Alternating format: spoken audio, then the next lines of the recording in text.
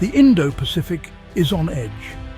Headlines report Chinese Coast Guard water cannons on Philippine ships and Japanese jets scrambling near Okinawa.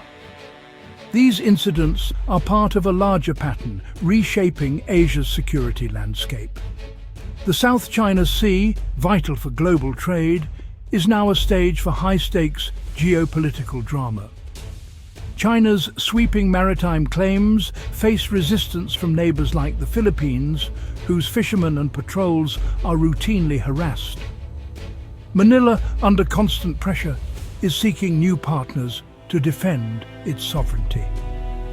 The US and Australia are stepping up joint patrols, while Japan is emerging as a more proactive player, recognizing its own security is tied to regional stability. The region is shifting from protests to building real deterrence, modernizing forces and acquiring new capabilities. These moves are about more than ships and planes. They're about sovereignty, international law, and the future of regional security. Decisions made today in Tokyo, Manila, and Beijing will shape the Indo-Pacific for decades. The world is watching as the balance of power hangs in the balance. Japan's potential transfer of the Type 03 Chu-Sam missile system to the Philippines marks a historic shift. Once bound by strict pacifism, Japan now sees its security as inseparable from that of its neighbors. China's military rise and North Korea's missile threats have forced Tokyo to rethink its defense posture. Japan's new strategy, proactive pacifism, includes media, Chinese military parade, North Korean missile launch footage, Japanese self-defense forces on alert, US-Japan joint military exercises, Japanese Prime Minister at security briefing strengthening its own forces, deepening US ties, and building regional partnerships. Supplying the Philippines with advanced air defense is more than an arms deal.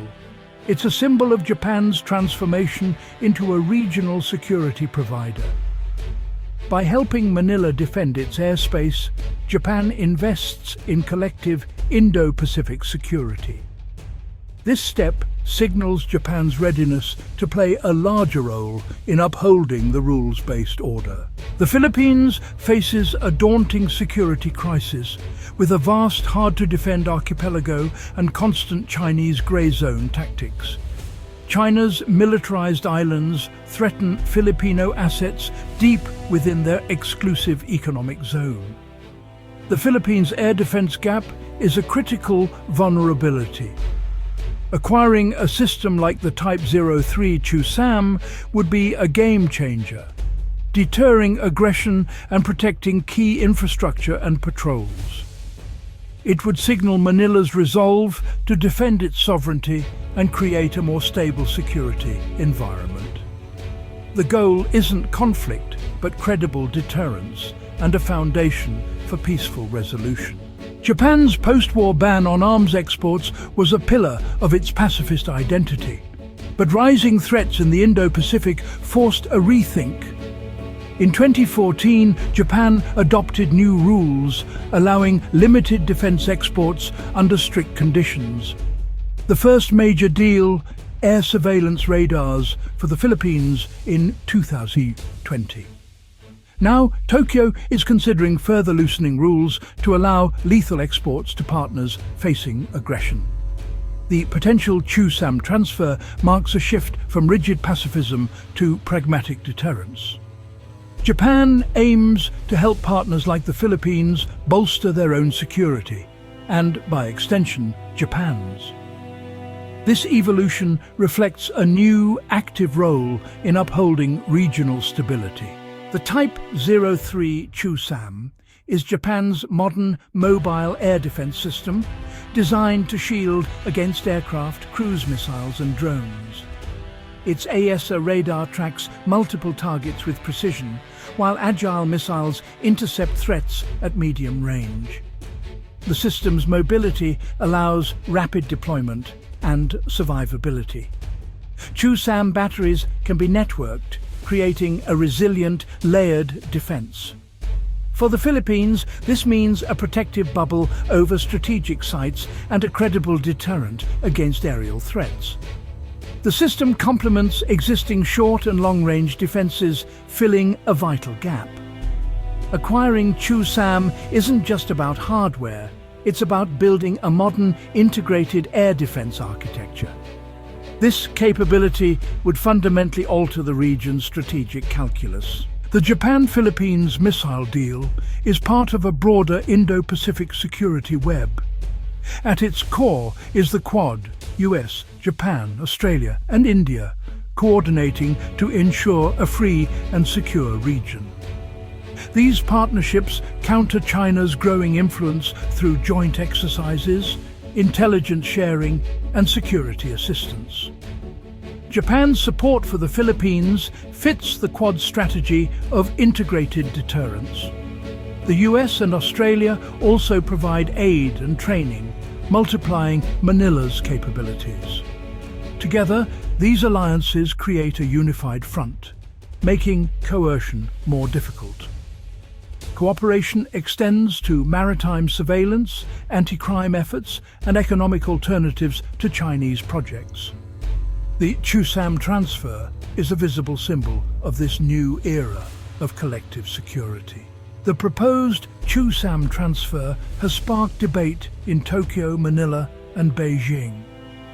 In Japan, the government and defense sector support the move as vital for regional security, but pacifist groups fear it erodes post-war principles and could provoke China. The Japanese Diet debates reflect deep divisions over Japan's future security role.